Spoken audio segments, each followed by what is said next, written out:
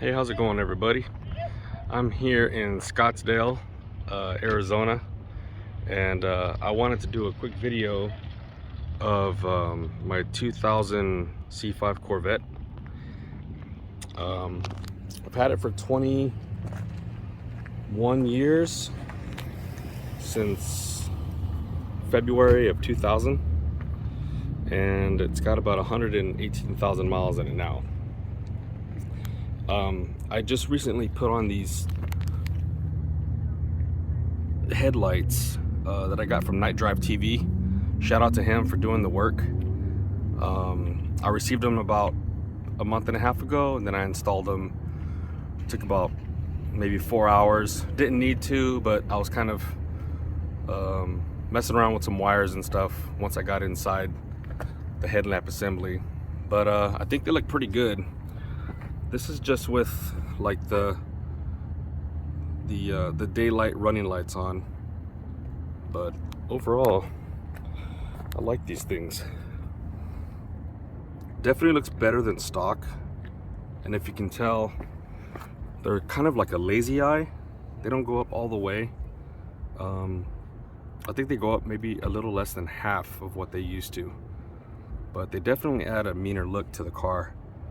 Gives it an updated look too.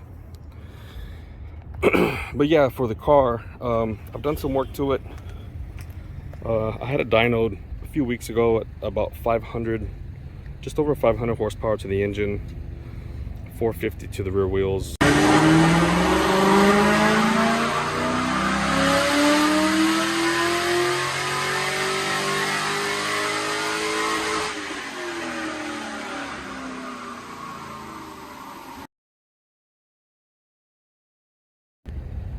I was pretty happy with that. I've got ported heads from American Heritage Performance in Southern California. It's LS6 ported head, and 92 millimeter fast intake manifold. Got a BTR2 cam, LG Motorsport long tube headers, a Corsa X Pipe, and the Corsa Indy pace car exhaust. Got some kind of like aftermarket generic rims on it right now. Been thinking about changing these out, but that's pretty much it performance wise. The paint's original. The only work that's been done paint wise is on the front here. When I was in Kansas, I went off the road on a spirited entrance to a freeway and kind of damaged the front end here, so that's a completely new front fascia, the Corvette emblem, and you can't tell on the video, but it's a little darker than the hood. But other than that, the car's completely original, and I enjoy driving her. The weather here in Phoenix is real nice.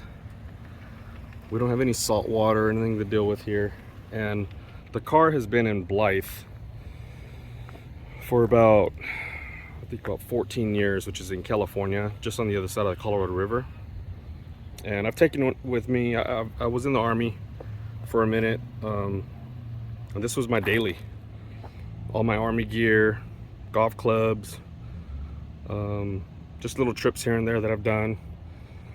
This one's been old faithful to me, and she's not without her hiccups. She definitely gives me things to work on.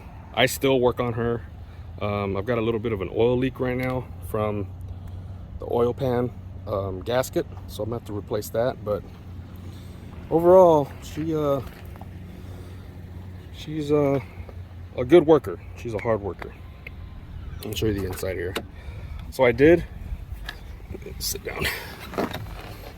I did do some work on the interior. Well, not the interior, but the head unit. So the stock head unit was your generic like GM 90s radio head unit. You could find it in the Yukons, any Chevy with the CD player in the late 90s had the same head unit, and it was dated, it was aged, it worked. That's why I still have it, but it just doesn't really complement the look of the interior that much. Not to say that any part in here complements itself, because it is a 90s GM product, but I wanted to, you know, one, have something that I could connect my phone to, because the stock GM head unit doesn't have a 3.5 millimeter input. So I just went ahead and got a double din. It's a kind of a cheapie. It's a Chameleon, a Concept Chameleon, and it was like on sale at the local audio store. You find them in like your RVs, or you know, some people put them in the back of the headrests of their SUVs. It's a good fit. Except right here. Let me see. There we go. It's an okay fit. Not the best, but you know, it took a little bit of work to get this piece to fit around the it's not a bezel, but there's like a little border here. So after messing with the screws on the head unit, aligning it, and then this is an aftermarket piece that I ordered so I could fit the double din. After some work, it fit. So I actually like this a lot better, because there is a screw back here that kind of adds to the stability of the piece. The stock one would move around a lot on me, and this one seems to be doing me a lot better. So yeah, overall 21 years of ownership, you're gonna have your little, you know, as Doug would say, your little quirks and features, I guess. The quirks of this car are many. There's plenty of YouTube videos that kind of outline common issues with the LS1, the C5, just a few of them for me, like my steering wheel. When I turn it, you can hear that little, I'm not sure if you can hear that. So I've been meaning to adjust this back panel, because I think it's rubbing right here somewhere. Another thing is your shift knob is fine, but the linkage isn't the best design. I want to say there's a little play in it, because every now and then, if you're trying to go into first or reverse especially, I'll have to either disengage, I'll have to engage the clutch, or disengage the clutch rather, pull it back into neutral, and then reinsert the, all right, this goes a lot, and then reinsert it to get it to engage. The door itself, like when I replaced the window modulator, and I want to say this is like the third one now, you have to take this whole panel off, and you know, you'll break things. There's a tab here you got to take off, that's gone. I just ordered another one. This guy is on with some double-sided tape for now until the new one comes in. You know, GM parts, man. I mean, you got to be careful. This is a new piece. My old one started to dry out on me, and there was like little cracks like around this area, so I just ordered a new one, because as I kept, you know, to take this off, you have to pull it from right here. There's like a clip on the other side. Over time, it just kept eating it away at this rubber, so I ordered a new one. It's not an exact fit, but it gets the job done. There's little creaks in the car. You know, the suspension is gonna, you know, after 21 years, I still have the stock shocks on this thing. I'm pretty sure they need to be replaced, so I ordered a set of Alden coilovers, which I'm installing next week. But I can feel it.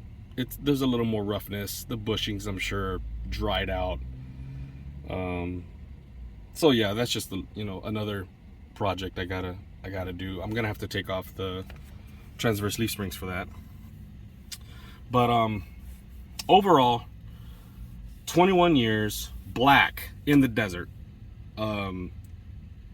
It looks great when it's clean. It's hard to keep clean. But if you have a good, you know, car wash slash paint paint correction, you know, detail process that you like to follow, on black it shows everything. So, you know, I had to get used to just knowing that there's going to be little things I can't get rid of, and I'm fine with that. You know, I try to protect the clear coat as much as I can, but I do have a DA that I use, and I do seal it, and that's helped keep the paint looking pretty good. I get compliments all the time on how good the paint looks, but you know, she's got her little scratches, she's got her little nicks, and like right here, and almost every single scratch that I have on this thing isn't from me. Like this one was a utility truck that parked next to me, and then for whatever reason he didn't feel like driving all the way out of his parking spot and turning. He just started turning, so the bottom of his chassis rubbed up against the car. But sorry about that. Yeah, this is 2000 C5 6-speed, heads cam, intake manifold, log tune headers, 452 to the rear, and she's got a clutch that's slipping, so I'm looking to get either a Mantec or RST. I'm not sure yet, but we'll see what happens. Overall, pretty happy as an owner. I love driving her. She's fun as hell, she's loud, and yeah, that's it, guys. So if you're in Arizona, want to hang out, let me know. So I completely forgot to do a video of like what the engine sounds like with my heads cam intake mods. So.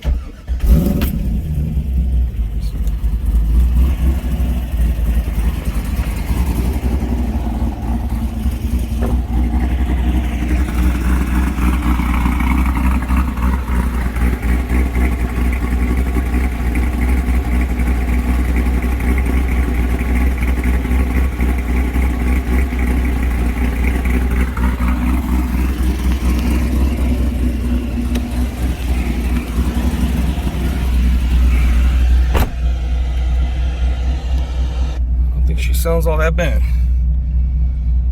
Once she gets up above 60 or 4,000 RPMs, she really starts to scream, and then 6,500 is like another animal. But yep, she sounds good. You know, I finished the last video, and I didn't really think to capture the view here. This park, I've never been here before, but this is really nice. It's kind of bright right now. Sun's right overhead, but this is a really nice park. Hey, little guy. What's up, buddy? But we got Camelback back there. And this is just a really nice park. I think it's a flood basin. At least I think it is. There's signs all over the place that say prone to flooding, so. But yep, Scottsdale, Arizona. Love it here. So if you guys are new C5 owners or have any questions, just hit me up in the comments and I'll try my best to get back to you guys. See ya.